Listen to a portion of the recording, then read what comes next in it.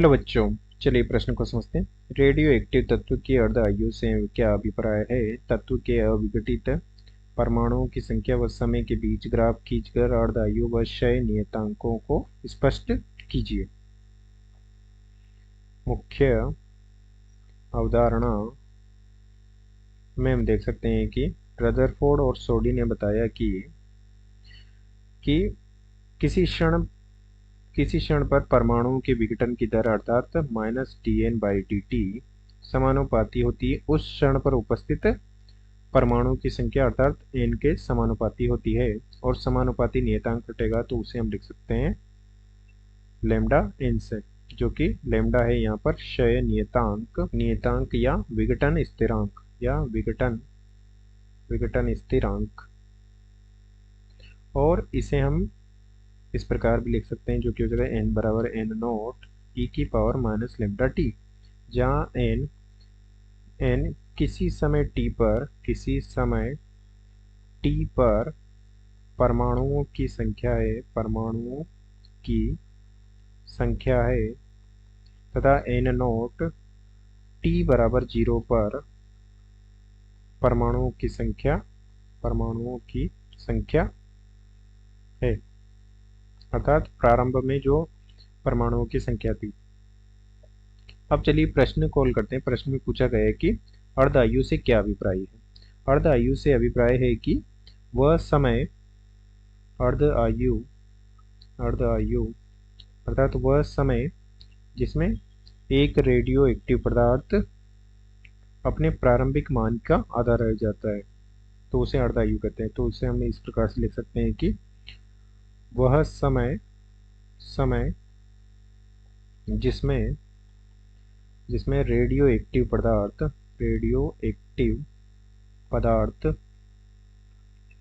अपने प्रारंभिक मान का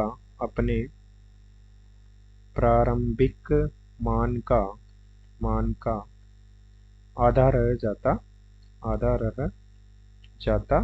है, अर्थात इसे हम लिख सकते हैं कि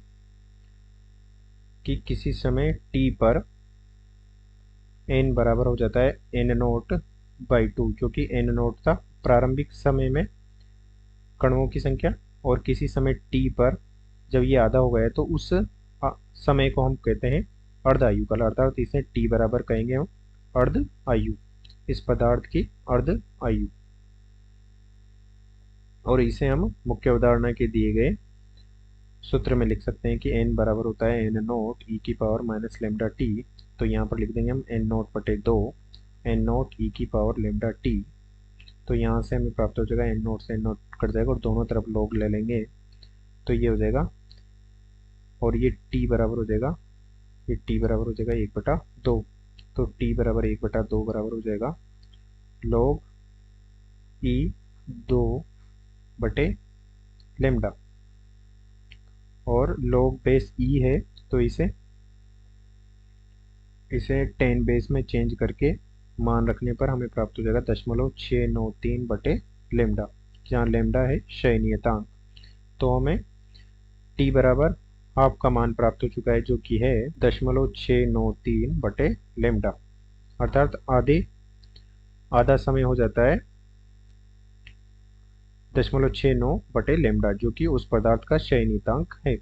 और हमें प्रश्न के अनुसार हमें ग्राफ के अनुसार बताना है कि किस प्रकार से परमाणुओं की संख्या में कमी होती है तथा अर्धायु काल किस प्रकार से हम प्रदर्शित कर सकते हैं।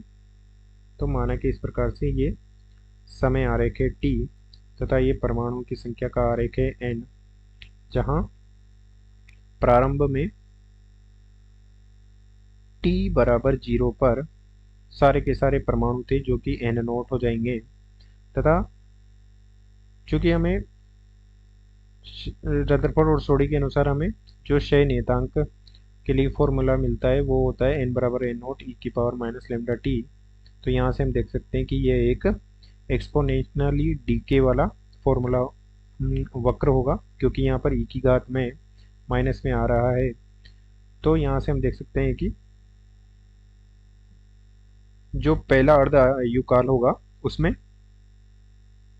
उसमें इस एन नोट की आधी संख्या रह जाएगी। माना कि ये आधा संख्या है, अर्थात ये एन नोट बटे 2 है, और ये टी समय हो जाएगा जो कि प्रथम प्रथम अर्ध आयु काल होगा।